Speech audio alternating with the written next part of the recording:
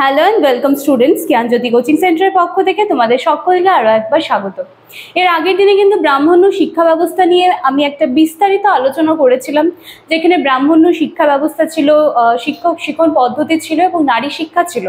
ঠিক আছে, তো ব্রাহ্মণ্য শিক্ষা ব্যবস্থা কিন্তু আমরা কমপ্লিট করে ফেলেছি। যারা এখনো পর্যন্ত ভিডিওটা দেখোনি, কাইন্ডলি গিয়ে একটু চ্যানেলটায় দেখবে, সেখানে কিন্তু বিস্তারিত পুরোটা রয়েছে। এবং ব্রাহ্মণ্য শিক্ষা ব্যবস্থা কিন্তু এর সাথে সাথে আমাদের শেষ হয়ে গিয়েছে এবং আজকে আমরা বৌদ্ধ শিক্ষা ব্যবস্থাটা কিন্তু শুরু করব। আজকে ক্লাস বা আলোচনার বিষয়টা শুরু করার আগে আমি একটু তোমাদের বলে নিতে চাই, তোমরা যারা আমাদের জ্ঞানজ্যোতি কোচিং সেন্টারের সাথে যুক্ত হতে চাইছো বা আমাদের আরও যারা স্যার ম্যামরা রয়েছেন তাদের কাছে পড়তে চাইছো, তার জন্য কিন্তু তোমাদের সকলকে ওয়েলকাম। আমাদের এখানে অ্যাডমিশন অনেক দিন আগের থেকে শুরু হয়ে গিয়েছে এবং ইতিমধ্যেই কিন্তু আমরা অনলাইন ক্লাসেসগুলো স্টার্ট করতে চলেছি। এবং শুধুমাত্র তোমাদের কথা মাথায় রেখে কিন্তু ভীষণ সামান্য কোর্স ফির বিনিময়ে এত সুন্দর কোয়ালিটি একটা কোর্স কিন্তু তোমাদের জন্য আমরা রেখেছি বা তৈরি করেছি। এবং আমাদের এখানে যখন তোমরা অ্যাডমিশন নেবে, তখন তোমাদের তোমরা যেরকম নোটস পত্রগুলো পাবে, এর সাথে সাথে কিন্তু রেগুলার কিন্তু তোমরা যেই পেইড ব্যাচে যে সমস্ত ক্লাসেসগুলো রয়েছে সেই ক্লাসগুলোও কিন্তু তোমরা পাবে। এবং এর সাথে সাথে আমার ইউটিউবের মাধ্যমে যে ক্লাসগুলো রয়েছে সেগুলো কিন্তু তো তোমরা পাচ্ছই। আর কথা না বাড়িয়ে চলো আজকের যে আলোচনার বিষয় আছে আমি সেটা শুরু করছি। দেখো, বৌদ্ধ শিক্ষা ব্যবস্থা, বৌদ্ধ শিক্ষা ব্যবস্থা, তার আগে আমাদেরকে জানতে হবে যে এই যে বৌদ্ধ ধর্মটা সেটা কিভাবে এলো এবং কোন পরিপ্রেক্ষিতে দাঁড়িয়ে বা কিসের জন্য এই বৌদ্ধ শিক্ষা ব্যবস্থাটা এসেছিল।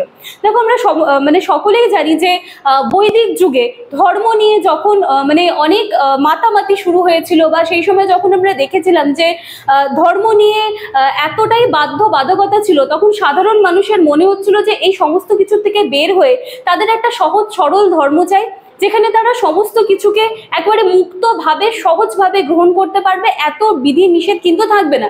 তো এই সমস্ত কিছুর পরিপ্রেক্ষিতে দাঁড়িয়ে কিন্তু সেই সময় বৌদ্ধ ধর্ম বা জৈন ধর্ম যেটা ছিল সেটা কিন্তু আত্মপ্রকাশ করেছিল। এবং বলতে পারো বেসিক্যালি যে সে যে বৈদিক যুগে যে সমস্ত ধর্ম নিয়ে বাধ্যবাধকতাগুলো ছিল, সেখান থেকে বিদ্রোহী হিসেবে কিন্তু গৌতম বুদ্ধ যিনি ছিলেন তিনি কিন্তু বৌদ্ধ ধর্ম নিয়ে আত্মপ্রকাশ করেছিলেন।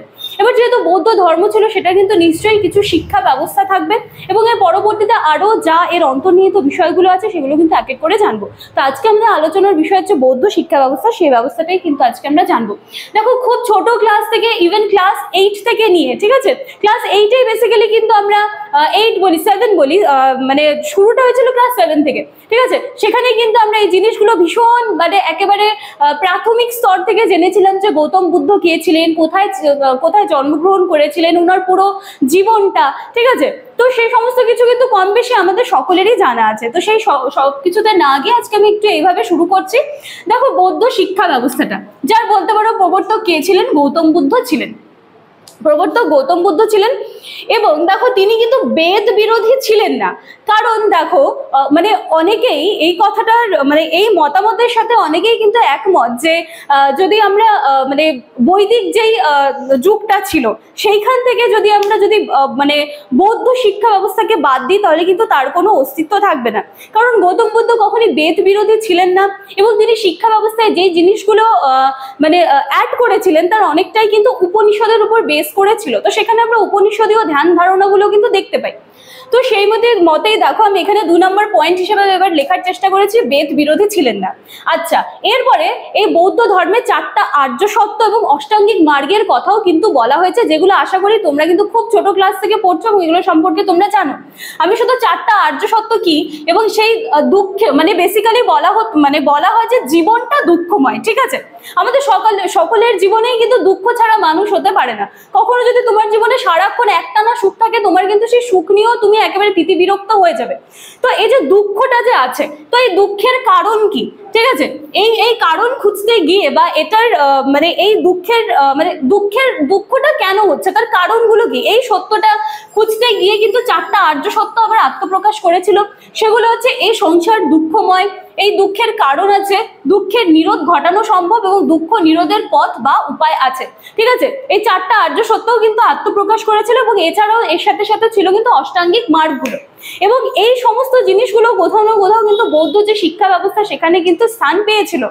এবং এই যে বৌদ্ধ যে শিক্ষা ব্যবস্থা যেটাকে ডিজাইন করা হয়েছিল সেটা কিন্তু আমরা বলতে পারি যে এই যে বৈদিক যুগের যে বাধ্যবাধকতাগুলো ছিল, সেখানে যে ধরনের রীতিনীতিগুলো ছিল সেগুলো থেকে মানে বের হয়ে মানুষ যাতে একটা সুন্দর সহজ শিক্ষা ব্যবস্থা তথা সুন্দর সহজ একটা ধর্মীয় ব্যবস্থাকে যাতে গ্রহণ করতে পারে, সেটার উপর বেস করে কিন্তু আমাদের এই বৌদ্ধ শিক্ষা ব্যবস্থাটা টিকে ছিল।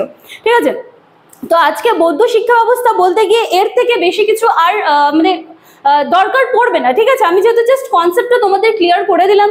আচ্ছা, শেষ একটা কথা বলে দিই, দেখো বৌদ্ধ শিক্ষা ব্যবস্থা এবং বৈদিক যুগে যে শিক্ষা ব্যবস্থাগুলো ছিল সেটার মধ্যে কিন্তু অনেক সিমিলারিটিস ছিল, কিন্তু সিমিলারিটিস ছিল তার মানে এই নয় যে সেটার মধ্যে কিন্তু পার্থক্য ছিল না। অবশ্যই পার্থক্য ছিল, পার্থক্য থাকতে হবে, কারণ যদি আমাদের বৈদিক যুগের যে শিক্ষা ব্যবস্থা বলো বা বৈদিক ধর্মটা যে ছিল সেটাই যদি মানুষ সকলে মিলে গ্রহণ করতে চাইতো বা গ্রহণ করতে পারতো, তাহলে কিন্তু আজকে বৌদ্ধিক শিক্ষা ব্যবস্থার কোনো প্রয়োজন ছিল না, বা বৌদ্ধ ধর্ম আলাদা করে কিন্তু আত্মপ্রকাশ করতে পারতো না।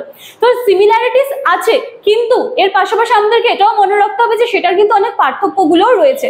তো চলো আজকের আলোচনার বিষয়টা আমি এখানেই শেষ করছি। তোমরা ভিডিওটা কাইন্ডলি দেখে নিও, যারা আজকে আমার এই ভিডিও পর্যন্ত পৌঁছাবে তারা কিন্তু ব্রাহ্মণ্য শিক্ষা ব্যবস্থাটা মিস করে গেছো, তারা কাইন্ডলি দেখো, চ্যানেলে কিন্তু পুরো ব্রাহ্মণ্য শিক্ষা ব্যবস্থা আমি ডিটেলসে আলোচনা করে দিয়েছি। তো চলো আর কথা বাড়াচ্ছি না, একেবারে দেখা হচ্ছে কালকে আবার এই ব্রাহ্মণ্য শিক্ষা ব্যবস্থা বৌদ্ধ শিক্ষা ব্যবস্থা নিয়ে। ততদিন বা ততক্ষণের জন্য আমাদের সবার সাথে জুড়ে থেকো, জ্ঞানজ্যোতি কোচিং সেন্টারকে এভাবেই সাপোর্ট করো। দেখা হচ্ছে নেক্সট দিনের ক্লাসে। Thank you.